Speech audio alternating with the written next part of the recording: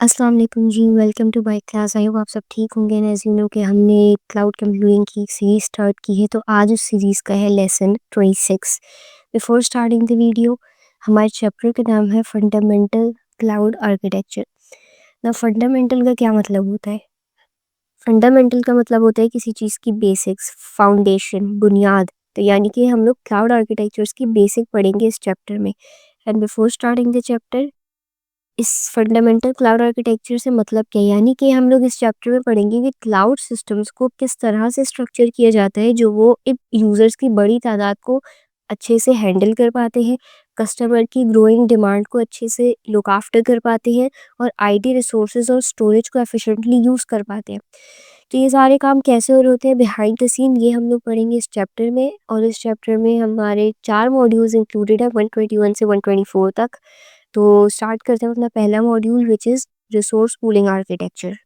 Now resource pooling architecture एक ऐसा cloud architecture model होता है जिसमें आइडेंटिकल आईटी रिसोर्सेज को आपस में पूल्स की सूरत में ग्रुप कर दिया जाता है। आइडेंटिकल का मतलब होता है एग्जैक्टली सेम आईटी रिसोर्सेज, जैसे कि वर्चुअल मशीन्स जो बिल्कुल एग्जैक्टली सेम है, उनको आपस में पूल्स की सूरत में ग्रुप कर दिया जाता है। और ये जो पूल्स होते हैं ये ऑटोमेटिकली मैनेज्ड होते हैं और अच्छे से सिंक्ड होते हैं ताकि एक स्मूथ, आइसोलेटेड और स्केलेबल सर्विस डिलीवरी को यकीनी बनाया जा सके जो कि मल्टीपल यूजर्स इस्तेमाल करेंगे। नाउ इसका पर्पस क्या होता है? पहला हमारे पास पर्पस है एफिशिएंट रिसोर्स यूटिलाइजेशन। इसका क्या मतलब है?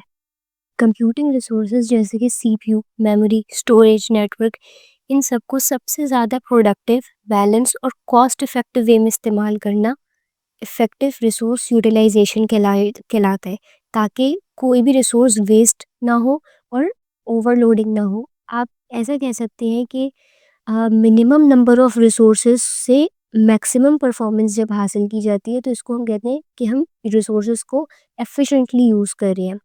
क्लाउड कंप्यूटिंग में क्या होता है कि रिसोर्सेज जो होते हैं वो आपस में अच्छी तरीके से पूल्ड होते हैं और मल्टीपल यूज़र्स के दरमियान इनको शेयर किया जाता है वर्चुअलाइजेशन के ज़रिए।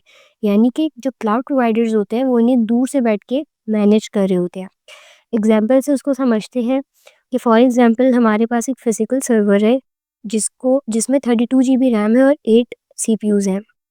तो बजाय इसके कि हम ये पूरा फुल सर्वर किसी एक यूज़र को दें, हम क्या करेंगे कि इस एक सिस्टम क्या करेगा कि इस एक सर्वर को 4 डिफरेंट वर्चुअल मशीन्स में डिवाइड कर देगा अकॉर्डिंग टू कस्टमर डिमांड। जहाँ ज़्यादा स्टोरेज की नीड होगी वहाँ ज़्यादा रैम की कैपेसिटी रख दी जाएगी, जहाँ कम स्टोरेज की नीड होगी वहाँ कम रैम की कैपेसिटी रख दी जाएगी। फॉर एग्जांपल 4 में से हमने एक वर्चुअल मशीन बना दी जिसमें 8 GB रैम और 2 CPU है। दूसरा हमने वर्चुअल मशीन बना दी जिसमें 12 GB रैम और 3 CPU है। तो इस तरह से क्या होगा कि सर्वर फुल्ली इस्तेमाल होगा और कोई रिसोर्सेज हमारे ज़ाया नहीं जाएंगे। तो इसको हम कहते हैं अपने रिसोर्सेज को बहुत अच्छे तरीके से एफिशिएंटली इस्तेमाल करना। सेकंड हमारे पास पर्पस क्या है? Fast provisioning of resources to consumers. For example एक कस्टमर को एक वर्चुअल मशीन चाहिए और उसने एक रिक्वेस्ट सबमिट की, तो क्लाउड प्रोवाइडर क्या करेगा, फ़ौरन से अवेलेबल आईटी रिसोर्सेज में से जो वर्चुअल मशीन कस्टमर की कंडीशंस पे पूरी सेटिस्फाई हो रही होगी, पूरी उतर रही होगी, उसको फ़ौरन से डिलीवर कर दिया जाएगा। पहले एलोकेट किया जाएगा यानी कस्टमर के नाम पर रिजर्व किया जाएगा और उसके बाद उसे उस आईटी रिसोर्स को डिलीवर कर दिया जाएगा विद इन सेकेंड्स और मिनट्स। अनलाइक ट्रेडिशनल सिस्टम्स, पहले टाइम पे क्या होता था कि ये काम करने में बहुत घंटे लगते थे, बहुत दिन लगते थे, लेकिन आज के टाइम पे ये काम विद इन सेकेंड्स और मिनट्स हो जाता है। फॉर एग्जांपल इसकी आप इस तरह समझिए कि आपको अगर आज से 10-15 साल पहले का टाइम हो और अगर आपको भूख लगी और आपको रेस्टोरेंट अगर आप जाएँ, तो पहले आपको लाइन में लग के इंतज़ार करना पड़ता था, फिर आप ऑर्डर देते थे, फिर आप खाना पकने का इंतज़ार करते थे और उसके बाद वो आपको मिलता तो आप घर जाके खाते थे। आज क्या होता है, आपको अगर कोई चीज़ खानी है तो आप कोई भी ऐप खोलेंगे, delivery application for example Foodpanda खोली आपने और आप विद इन 1 क्लिक आप वो चीज़ ऑर्डर करेंगे और आपको कुछ करने की ज़रूरत नहीं है, खाना आपके डोर स्टेप पे डिलीवर हो जाता है। तो ये कहलाती है फास्ट प्रोविजनिंग। प्रोविजनिंग का मतलब होता है, ये वर्ड जो है हमारे इस पूरे कोर्स में बहुत ज़्यादा इस्तेमाल होगा, तो आपको इसका मतलब पता होना चाहिए। प्रोविजनिंग का मतलब होता है कि अ, कुछ भी चीज़ क्रिएट करने का प्रोसेस। आई फॉर एग्जांपल इधर अगर हम देखें तो आईटी रिसोर्सेज को कॉन्फ़िगर और क्रिएट करने का प्रोसेस। कॉन्फ़िगर का मतलब होता है सेटअप करना। रिसोर्स पूलिंग में क्या होता है कि जो आईटी रिसोर्सेज होते हैं वो पहले से वर्चुअलाइज्ड और रेडी होते हैं। जैसे ही किसी कंज्यूमर की तरफ से किसी कंज्यूमर की तरफ से रिक्वेस्ट सबमिट होती है, तो क्लाउड सिस्टम क्या करता है, फ़ौरन से अपने अवेलेबल रिसोर्सेज में से जो भी सोर्स कस्टमर को चाहिए होता है वो फ़ौरन से एलोकेट करके क्लाउड सिस्टम क्या करता है, उसे डिलीवर कर देता है। इसके बाद हमारे पास another purpose is resource isolation between consumers. हमने प्रीवियसली पढ़ा कि रिसोर्स पूलिंग में मल्टीपल यूज़र्स जो है वो आपस में शेयर्ड इंफ्रास्ट्रक्चर इस्तेमाल करते हैं। तो शेयर्ड इंफ्रास्ट्रक्चर का क्या मतलब हुआ? क्या वो एक दूसरे की पर्सनल डेटा को एक्सेस कर सकते हैं? बिल्कुल नहीं। यहाँ पे पॉइंट आता है आइसोलेशन का। Even though multiple users same infrastructure, एक सेम फिजिकल इंफ्रास्ट्रक्चर इस्तेमाल कर रहे होते हैं, बट स्टिल उनके रिसोर्सेज एक दूसरे से आइसोलेटेड रखे जाते हैं ताकि उनकी अपनी प्राइवेट स्पेस हो। एग्जाम्पल से बताऊं कि आप एक बिल्डिंग में रहते हैं और आप एक बिल्डिंग के एक अपार्टमेंट में रहते हैं और आपके अलावा और 10 लोग उस बिल्डिंग में रहते हैं। तो बेसिक इंफ्रास्ट्रक्चर ये एक बिल्डिंग है। आप बिल्डिंग 10 मज़ीद लोगों के साथ शेयर कर रहे हैं, लेकिन आप अपने पर्सनल अपार्टमेंट में रहते हैं। आपके अपार्टमेंट में क्या हो रहा है उन लोगों को नहीं पता, उनके अपार्टमेंट में क्या हो रहा है आपको नहीं पता। तो इसी तरह से मल्टीपल यूज़र्स जो है वो एक सेम फिजिकल स्ट्रक्चर तो इस्तेमाल करते हैं, बट उनका आपस में डेटा प्राइवेसी और सिक्योरिटी का ख़्याल रखा जाता है उनके रिसोर्सेज़ को एक दूसरे से आइसोलेट करके। इसके बाद नेक्स्ट पर्पज़ हमारे पास रिसोर्स पूलिंग का है फ्लेक्सिबल स्केलिंग। फ्लेक्सिबल स्केलिंग का क्या मतलब होता है? जब क्लाउड प्रोवाइडर्स जो है वो इजीली एडजस्टमेंट्स कर सकते हैं रिसोर्स पूल्स में कस्टमर डिमांड को मैच करने के लिए। यानी कि जब कस्टमर डिमांड बहुत ज़्यादा है तो ऑलरेडी मौजूद पूल्स में मज़ीद पूल्स को कंबाइन कर सकते हैं ताकि एक बड़ा रिसोर्स पूल बनाया जा सके। या फिर ऑलरेडी एग्जिस्टिंग बड़े से पूल को छोटे-छोटे अलग-अलग पूल्स में डिवाइड किया जा सकता है अगर कोई स्पेसिफिक टास्क परफॉर्म करना है तो। नेस्टिंग पूल्स का मतलब होता है कि एक बड़े पूल के अंदर मज़ीद छोटे-छोटे पूल्स बना दिए जाएँ किसी स्पेसिफिक टास्क को परफॉर्म करने के लिए। तो इससे क्या होता है कि हमें फ्लेक्सिबिलिटी मिलती है और काम जो है हमारा जो एफिशिएंसी है वो बढ़ जाती है और रिसोर्सेज़ बहुत अच्छे से मैनेज हो जाते हैं। और हमें एग्जांपल्स दी गई रिसोर्स पूल की कि किस तरह के रिसोर्स पूल हो सकते हैं।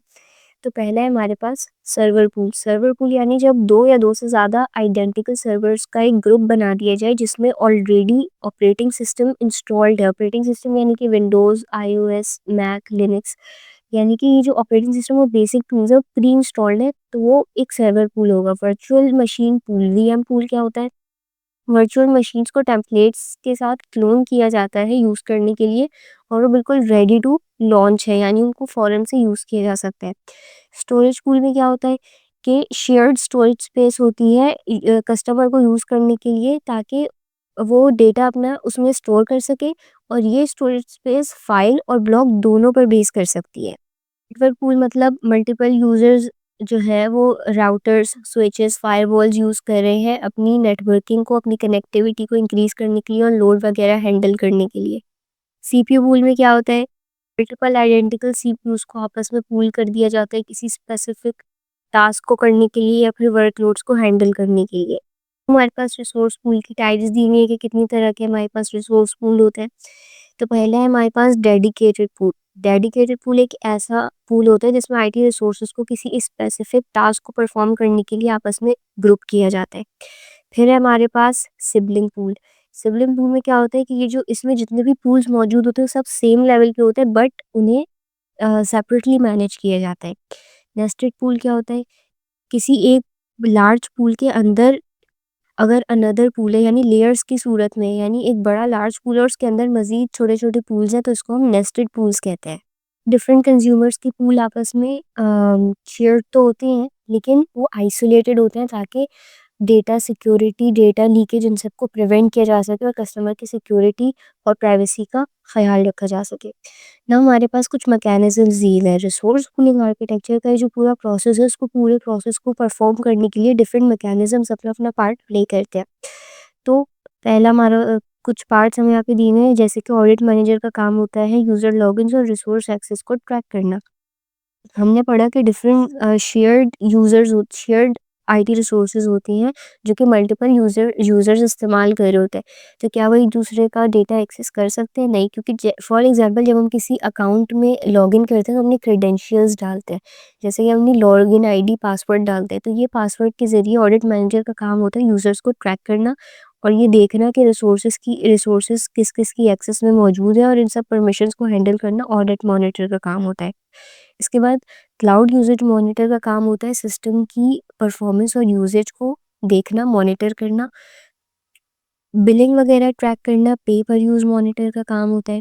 रिसोर्स मैनेजमेंट सिस्टम का काम होता है रिसोर्सेज को एलोकेट करना, जैसे ही किसी कस्टमर ने सबमिट की रिक्वेस्ट कि उसे फॉर एग्जांपल एक स्टोरेज डिवाइस चाहिए, स्टोरेज स्पेस चाहिए, तो रिसोर्स मैनेजमेंट सिस्टम का काम है उसको वो एलोकेट करना। Remote admin system, it allows user interaction से रिलेटेड जितनी चीज़ें होती हैं, यूज़र सिस्टम से किस तरह से इंटरेक्ट कर रहे हैं, ये सारी चीज़ें रिमोट एडमिन सिस्टम हैंडल करता है। Then is resource replication, backup या फिर लोड बैलेंसिंग की सूरत में रिसोर्सेज को क्लोन किया जाता है ताकि उनको स्केल किया जा सके, ज़रूरत पड़ने पर उनको इंक्रीज़ किया जा सके, और जब लोड बहुत ज़्यादा हो तो सर्वर्स को रेप्लिकेट किया जाता है ताकि जिन सर्वर्स पे लोड कम है वहाँ पे ट्रैफिक को ट्रांसफ़र किया जा सके। नाउ लॉजिकल नेटवर्क पैरामीटर, इसका काम होता है कंज्यूमर्स के डेटा को आइसोलेट करना, एक दूसरे से अलग करना, ताकि डेटा प्राइवेसी और डेटा लीकेज इन सब चीज़ों को प्रिवेंट किया जा सके। हम एग्ज़ाम के हवाले से यहाँ पे कुछ क्वेश्चंस दिए हुए हैं कि एग्ज़ाम्स में ये क्वेश्चन आ सकते हैं, ये सिर्फ एग्जांपल्स हैं, ठीक है। पहला है हमारा define resource pooling architecture, simple definition बता देनी है आपको, 3 मार्क्स शॉर्ट क्वेश्चन में आ सकता है। Differentiate between sibling versus nested pool, ये इंपॉर्टेंट है, ये देख लीजिएगा। एमसीक्यूज में आ सकता है what isolates consumer in cloud, किसका काम होता है कंज्यूमर को एक दूसरे से आइसोलेट करना क्लाउड में, लॉजिकल नेटवर्क पैरामीटर का काम होता है। Name and describe 3 types of resource pool, किसी भी 3 तरह के रिसोर्स पूल को नेम करें और डिस्क्राइब करें, 3 मार्क क्वेश्चन में आ सकता है। Moving on to another module, हमारा अभी 121 मॉड्यूल खत्म हो चुका है। इसके बाद moving on to 122 module which is dynamic scalability architecture. Customer demand के मुताबिक आईटी रिसोर्सेज को ऑटोमेटिकली इंक्रीज या डिक्रीज करना डायनामिक स्केलेबिलिटी आर्किटेक्चर के अंडर आता है। ये सब प्रीसेट यूजेज थ्रेशोल्ड का यहाँ पे मतलब आपको क्या दिया, ये मैं आपको बाद में एक्सप्लेन करूंगी। Allowing the system to scale horizontally और vertically to meet demand. Now यहाँ पे scaling horizontally and scaling vertically का क्या मतलब है, टाइप्स ऑफ स्केलिंग दी हुई है, हॉरिजॉन्टल स्केलिंग का मतलब है और वर्टिकल स्केलिंग का क्या मतलब है। इन दोनों हॉरिजॉन्टल और वर्टिकल दोनों स्केलिंग में हम लोग अपने रिसोर्सेज को इंक्रीज कर रहे हैं, यहाँ डिक्रीज करने की बात नहीं हो रही है। अभी सिर्फ इंक्रीज करने में 2 तरह की स्केलिंग है, horizontal scaling and vertical scaling. Horizontal scaling का मतलब है कि हम अपने ग्रुप में मज़ीद रिसोर्सेज को ऐड कर दें, मज़ीद फॉर एग्जांपल वर्चुअल मशीन्स को ऐड कर दें अगर डिमांड बहुत ज़्यादा है तो। और वर्टिकल स्केलिंग का क्या मतलब होता है, वर्टिकल स्केलिंग का मतलब है कि हम नए रिसोर्सेज ऐड नहीं करें बट एग्जिस्टिंग रिसोर्सेज में उनकी कैपेसिटी बढ़ा दे रही है। हॉरिजॉन्टल स्केलिंग में हम मज़ीद रिसोर्सेज अलग अलग ऐड कर रहे हैं और वर्टिकल स्केलिंग में ऑलरेडी मौजूद रिसोर्सेज की कैपेसिटी बढ़ा रहे हैं। फॉर एग्जांपल अगर हमारे पास बहुत ज़्यादा हमारे पास डेटा बहुत ज़्यादा आ गया है हमारे पास, तो हम कस्टमर डिमांड को देखते हुए इंक्रीज़ करेंगे वर्टिकली, कैसे कि हम अपनी रैम की कैपेसिटी बढ़ा देंगे instead of adding a new RAM. अगर हम न्यू रैम ऐड करेंगे तो वो हॉरिजॉन्टल स्केलिंग कहलाएगी, अगर हम ऑलरेडी मौजूद रैम की कैपेसिटी बढ़ा देंगे तो वो वर्टिकल स्केलिंग कहलाएगी। डायनामिक रिलोकेशन का मतलब है कि अगर बहुत ज़्यादा इन केस ट्रैफिक आ गया है तो हम अपनी ट्रैफिक को रीलोकेट कर देंगे to the less loaded servers, यानी कि जिन सर्वर्स पे लोड कम है हम अपना ट्रैफिक उसकी तरफ डाइवर्ट कर देंगे। ये जो स्केलिंग होती है ये सब ऑटोमेटेड होती है बेस्ड ऑन प्रीसेट थ्रेशोल्ड्स। हमने ऊपर पढ़ा था प्रीसेट यूजेज थ्रेशोल्ड, इसका क्या मतलब है, इसका ये मतलब है कि ऐसा नहीं है कि कोई इंसान वहाँ बैठ के मॉनिटर कर रहा होता है कि अब हमारी इतनी परसेंट 80% सीपीयू की स्टोरेज, हमारी 80% रैम की स्टोरेज ख़त्म हो चुकी है तो अब हमें एक नया रैम ऐड कर देना चाहिए या फिर इसी रैम की कैपेसिटी बढ़ा देनी चाहिए, ऐसा नहीं होता। ये तमाम कंडीशंस पहले से सेट होती है। फॉर एग्जांपल, ये कंडीशन कि जैसे ही 80% सीपीयू हिट 80% रैम की कैपेसिटी हिट होगी, फ़ौरन से एक नया वर्चुअल मशीन ऐड कर देना है। तो ये प्रीसेट थ्रेशोल्ड्स होते हैं। तो डायनेमिक स्केलेबिलिटी में हमारे पास कुछ रिक्वायर्ड कंपोनेंट्स होते हैं जिनके बगैर हम अपने रिसोर्सेज को डायनेमिकली स्केल नहीं कर सकते। तो उनमें से एक है हमारे पास ऑटोमेटेड स्केलिंग लिसनर, ASL। इसकी फुल फॉर्म याद रखिएगा, ये एमसीक्यूज में अक्सर पूछी जाती है।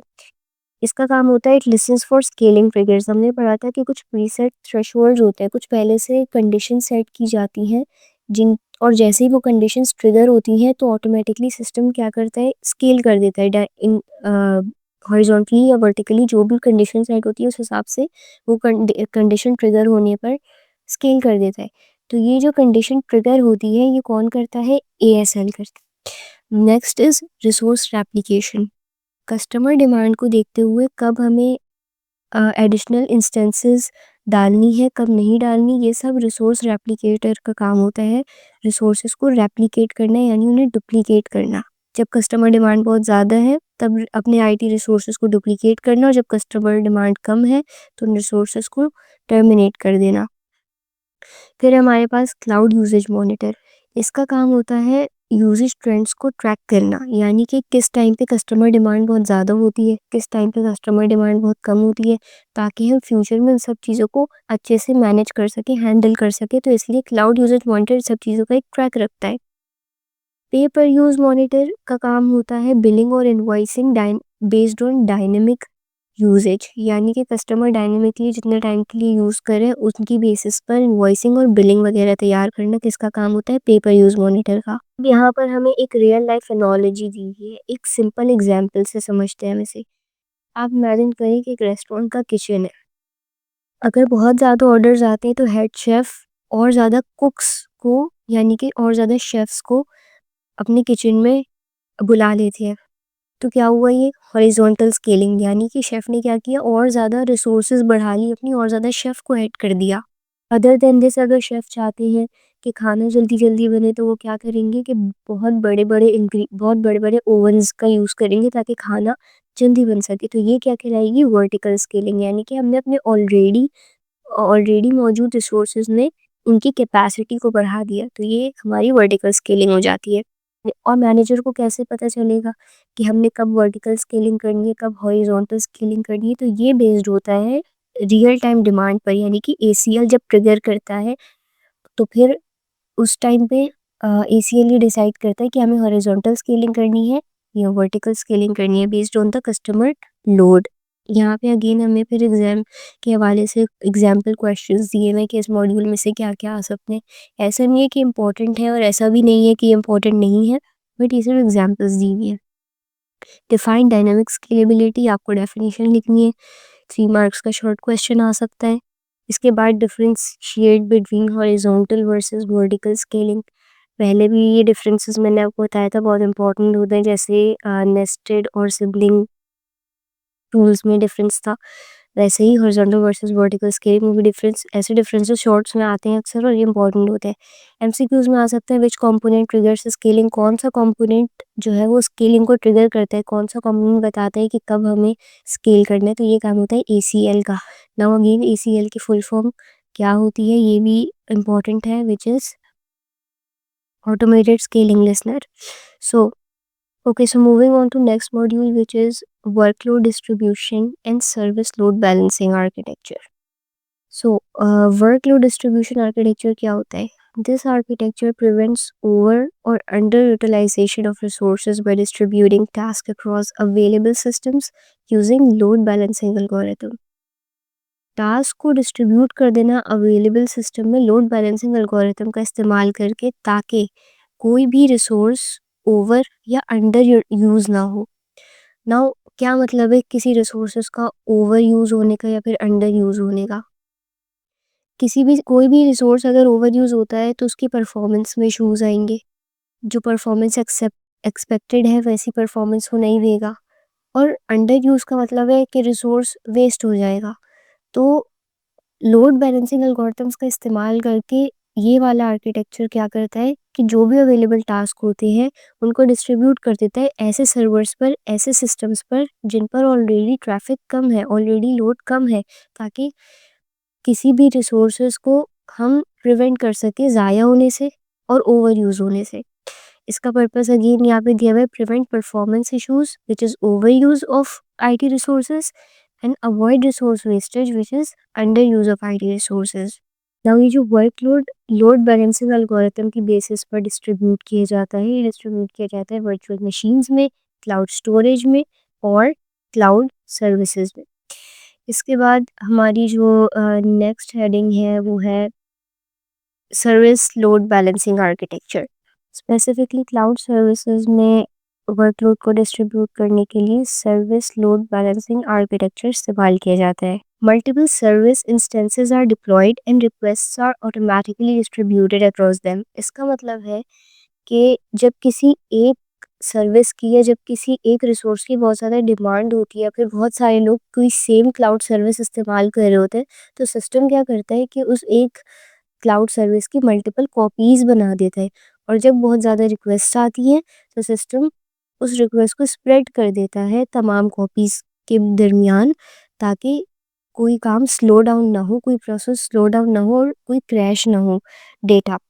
फॉर एग्जाम्पल से समझते हैं कि एक पिज़्ज़ा शॉप है और उनको बहुत ज़्यादा ऑर्डर्स आते थे, तो उन्होंने क्या किया कि 2 और ब्रांचेस खोल ली। अब जब भी उनके पास ऑर्डर आता है तो जो भी ब्रांच फ्री होती है वो ऑर्डर उसको पास आउट कर देते हैं। अब इससे क्या हुआ कि आपका ऑर्डर बहुत जल्दी-जल्दी बन रहा है और कोई शॉप ओवरलोड भी नहीं हो रही। ये सेम एग्जांपल है, सेम इसी तरह से काम करता है सर्विस लोड बैलेंसिंग आर्किटेक्चर। अब इसमें जो मैकेनिज़म्स इन्वॉल्व होते हैं वो वही सारे मैकेनिज़म्स हैं जो हमने ऊपर पढ़े हैं। ऑडिट मॉनिटर हो गया, क्लाउड यूसेज मॉनिटर हो गया, लॉजिकल नेटवर्क पैरामीटर हो गया, resource cluster, resource replication, active active failover. ये एक नई चीज़ है। एक्टिव एक्टिव फेलओवर क्या होता है? किसी एक क्लाउड सर्विस की जो मल्टीपल इंस्टेंसेस होते हैं, जो मल्टीपल कॉपीज़ होती हैं, वो सब एक साथ रन कर रहे हैं एक टाइम पे और सारे ही इंस्टेंसेस बहुत ज़्यादा हैवी ट्रैफिक एक साथ हैंडल कर रहे हैं। तो इससे क्या होता है कि अगर कोई एक फेल हो जाए इंस्टेंस, एक इंस्टेंस अगर फेल हो जाए तो उसका दूसरे इंस्टेंस पे कोई इफेक्ट नहीं होता, वो सब वैसे ही विदाउट इंटरप्शन काम करते रहते हैं जैसे वो पहले कर रहे थे। ये कहलाता है एक्टिव एक्टिव फेल ओवर, जो कि लोड बैलेंसिंग में बहुत ज़्यादा एक इंपॉर्टेंट कैरेक्टर रखता है। एक सिंपल एनालॉजी से हम समझें कि अगर आप एक बैंक में गए और उस बैंक में 4 काउंटर्स हैं, अगर 2 काउंटर्स जो हैं वो एक्टिवली यूज़ हो रहे हैं तो मैन और आपको बहुत जल्दी कोई अर्जेंट काम है, तो मैनेजर क्या करेगा, जो भी काउंटर फ्री होगा वो आपको वहाँ भेज देगा। तो इस तरह से क्या होगा कि अगर लोड किसी 2 काउंटर से बहुत ज़्यादा है तो उसका इफेक्ट किसी तीसरे काउंटर पे नहीं पड़ेगा। ये सिंपल एग्जाम्पल है एक्टिव एक्टिव फेल ओवर की। इसके बाद हमारे पास यहाँ पे एक एनालॉजी दी है जो मैं आपको पहले बता चुकी हूँ। एग्जाम फोकस के क्वेश्चंस दिए हुए, differentiate between workload distribution and load balancing. Workload distribution और लोड बैलेंसिंग के बीच का डिफरेंस बताना है आपने। MCQs में पूछा जा सकता है, what helps prevent under utilization of cloud resources. Workload distribution 3 marks के क्वेश्चन में आ सकता है, name 3 mechanisms used in workload distribution. तो ये इंपॉर्टेंट टॉपिक है शॉर्ट क्वेश्चंस के लिहाज से, तो ये आपने लाजमी कवर करना है। इसके बाद इस चैप्टर का लास्ट मॉड्यूल है 124th module, which is elastic disk provisioning architecture. This architecture uses thin provisioning to dynamically allocate storage space only as it's actually used, helping optimize cost and prevent resource wastage.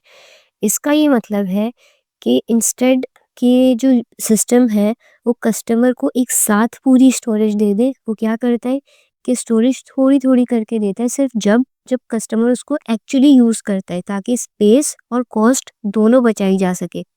For example कि आप mobile data ख़रीद रहे हैं, तो instead of buying 100 GB data in advance, आप सिर्फ उस चीज़ के लिए पे करते हैं जितना डेटा आपने यूज़ किया है। फॉर एग्जाम्पल 1 GB, फिर 2 GB एंड सो ऑन। तो same is with the elastic disk. Storage जो है वो बढ़ती रहती है जैसे जैसे आपको उसकी ज़रूरत होती है, और आप सिर्फ उतने के लिए ही पे करते हैं जितनी आप इस्तेमाल कर रहे हैं। तो इससे क्या होता है कि कोई रिसोर्स हमारी वेस्ट नहीं होती। अब हमें इसकी ज़रूरत क्यों होती है? क्या पर्पज़ है इसका? ट्रेडिशनली जो सिस्टम्स होते हैं ना, वो एलोकेटेड स्पेस की बेस पर चार्ज करते हैं। यानी कि अगर एक कस्टमर है और उसने 100 GB डेटा यूज़ करा है, तो उसको उस पूरे 100 GB डेटा के लिए चार्ज किया जाएगा। चाहे वो डेटा इस्तेमाल करे या ना करे। बट इस मॉडल में क्या होता है, इस मॉडल में कस्टमर को सिर्फ उस बेसिस पर चार्ज किया जाता है जितना उसने एक्चुअली यूज़ किया हो। फॉर एग्जाम्पल कि आपको 100 GB डेटा एलोकेट किया गया था, बट आपने सिर्फ 20 GB डेटा यूज़ किया है, तो आप सिर्फ उस 20 GB के लिए पे करेंगे। Now elastic disk provisioning system के आपके कुछ की कॉन्सेप्ट्स आपको यहाँ पे दिए हुए हैं। First is thin provisioning. Thin provisioning और थिक प्रोविजनिंग दो अलग चीज़ें, में डिफरेंस याद रखिएगा। थिन प्रोविजनिंग मतलब यूज़र को रिसोर्स सिर्फ उतनी दी जा रही है जितनी उसको उस वक्त नीड है, सारी एक साथ नहीं दी जा रही, जैसे हमने पहले डिस्कस की थी। थिक प्रोविजनिंग में क्या होता है कि सारा रिसोर्स एक साथ यूज़र को अलॉट कर दिया जाता है, चाहे वो उसे यूज़ करे या ना करे, और उसे पूरा चार्ज किया जाता है। फेल ओवर सिस्टम में क्या होता है, फेल ओवर सिस्टम में क्या होता है कि अगर एक सिस्टम एक्टिव है तो दूसरा सिस्टम स्टैंड बाय पे रहता है, यानी उसके अल्टरनेटिव में मौजूद रहते हैं, ताकि अगर वो मेन सिस्टम किसी वजह से कुछ इशू आ जाए या वो फेल हो जाए तो बैकअप उसका मौजूद हो, ताकि कुछ भी इशू क्रिएट ना हो। स्टोरेज गेटवे का क्या मतलब है, स्टोरेज गेटवे का काम होता है डेटा रिक्वेस्ट को रीडायरेक्ट कर देना बैकअप स्टोरेज की तरफ। अगर मेन डेटा जो है, अगर मेन स्टोरेज डिवाइस में कोई इशू है तो फ़ौरन से रीडायरेक्ट कर देना स्टोरेज रिक्वेस्ट को बैकअप स्टोरेज की तरफ। देन आपको यहाँ पे रिक्वायर्ड मैकेनिज्म्स दिए हुए हैं जो इलास्टिक डिस्क प्रोविजनिंग आर्किटेक्चर में इम्पॉर्टेंट है, और अगेन ये सेम आर्किटेक्चर है जो पहले 3 मॉड्यूल्स में भी यूज़ हुए हैं। तो आप ये एक दफ़ा अगर मेमोरी इनको याद कर लिए तो आपको इशू नहीं होगा। सो वही सेम रिक्वायर्ड मैकेनिज्म है, क्लाउड यूसेज मॉनिटर, पे पर use monitor, resource application, storage gateway, thin provisioning एक ऐड हो चुका है, वो क्या होता है वो हम पढ़ चुके हैं। हाइपरवाइजर, हाइपरवाइजर क्या होता है, हाइपरवाइजर एक ऐसा सॉफ्टवेयर होता है जो मल्टीपल वर्चुअल मशीन्स को, वीएम्स को एक सिंगल फिजिकल मशीन पर रन करने के लिए अलाउ करता है by sharing it's resources. Hypervisors हमने मिड टर्म्स में ही पढ़े थे कि दो तरह के हाइपरवाइजर्स होते हैं, टाइप 1 और टाइप 2 के। टाइप 1 जो कि डायरेक्टली हार्डवेयर पे रन करते हैं, और टाइप 2 जो कि एग्जिस्टिंग ऑपरेटिंग सिस्टम पे रन करते हैं। बट क्योंकि हमारा मिड टर्म सिलेबस इंक्लूडेड नहीं होता, सो जस्ट लीव इट और हम आगे बढ़ते हैं। इसके बाद हमें एक एनोलॉजी दी है यहाँ पे कि for example it's like using a water dispenser that only bills you for the amount you actually drink instead of paying for the full tank whether you use it और नॉट।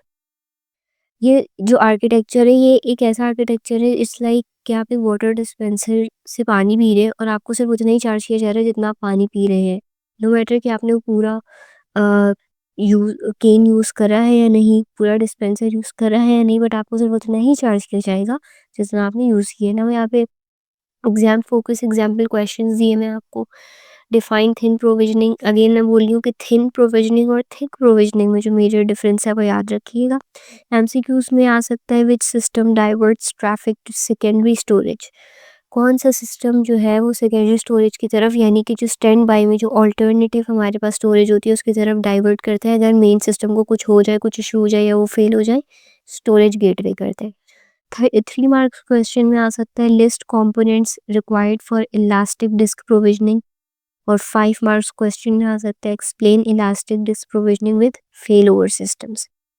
नाउ यहाँ पे आपको lesson 26 की एक final summary दी गई है कि कौन कौन से टॉपिक्स आपने याद करने हैं। तो 4 मॉड्यूल्स से हमारे रिसोर्स पूलिंग में आपने पूल्स, उनकी आइसोलेशन, सिबलिंग और नेस्टेड पूल्स के बीच में डिफरेंस, और ऑडिट मॉनिटर और जो मैकेनिज्म्स थे वो याद करने हैं। मैकेनिज्म्स चारों मॉड्यूल्स में सेम है, बस एक दो का डिफरेंस आ रहा है। अगर आप एक में याद कर लेंगे तो बाकी सब में भी ईजी हो जाएगा।